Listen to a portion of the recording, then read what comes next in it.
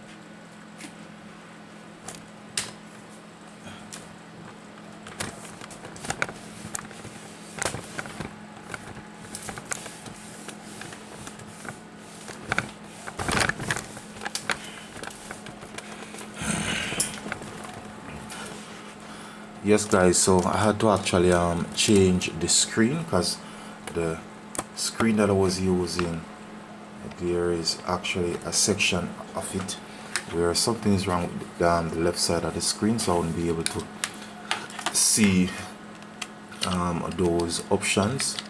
So as you can see, it's on the recovery screen.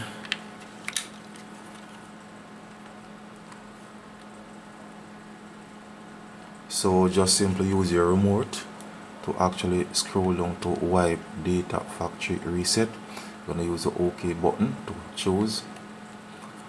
Now use the down arrow to actually go down to yes. And again use the OK to choose. So as you can see now, it is now wiping data, formatting data. So again guys, in order for you to reach this screen, you have to use a small object that can go through the AV hole, so and press the button that is inside there. So it is now completely reset. Now I'm gonna reboot it, so press the OK button to reboot it.